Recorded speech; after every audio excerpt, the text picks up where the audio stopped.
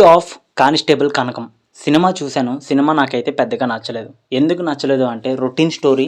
ఒక Telugu cinema remake చేసినట్లు ఉన్నది.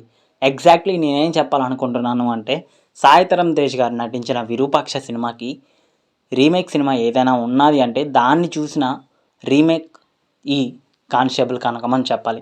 కానిస్టేబుల్ కనకం సినిమా కొత్తదనం ఏమీ లేదు, కొత్త కంటెంట్ ఏమీ లేదు, కొత్త కథ కాదు, రొటీన్ స్టోరీ ప్లాట్ వచ్చేసేటప్పటికి ఒక ఊర్లోని కొంతమంది మిస్సింగ్ అవుతూ ఉంటారు. అసలు ఎందుకు మిస్ అవుతున్నారు అది కూడా చెప్పేస్తాను. ఎలా మిస్ అవుతున్నారు ఏంటి అన్నదే స్టోరీ. ఏమున్నదండి, రొటీన్గా ఎందుకు చచ్చిపోతున్నారు అంటే చేతబడి ఎవరు చేస్తున్నారంటే ఓరి ప్రెసిడెంట్.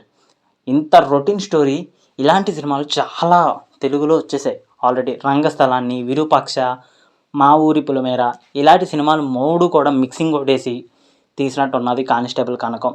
అసలు యాక్టర్స్ విషయానికి వచ్చేసేటప్పటికి పర్ఫార్మెన్స్ ఎవరిది నాకు నచ్చలేదు. ఈ సినిమాలోని ఏదైనా చెప్పుకోదగ్గ ప్లస్ పాయింట్ ఏమైనా ఉన్నది అంటే ఈ సినిమాలోని రాజీవ్ కనకాల గారు సినిమా అయ్యేదాకా బతికే ఉన్నారు. ఆ క్యారెక్టర్ని అయితే మధ్యలో లేపలేదు భయ్య.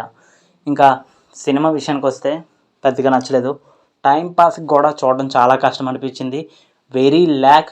అండ్ సినిమా ప్రొడక్షన్ వాల్యూస్ బాగానే ఉన్నాయి. అండ్ యాక్టింగ్ పర్పస్కి అయితే ఆ స్లాగ్ అయితే నాకు నచ్చలేదు. లాంగ్వేజ్ సినిమా కొత్తదనం ఏమీ లేకపోవడం, రొటీన్ స్టోరీ.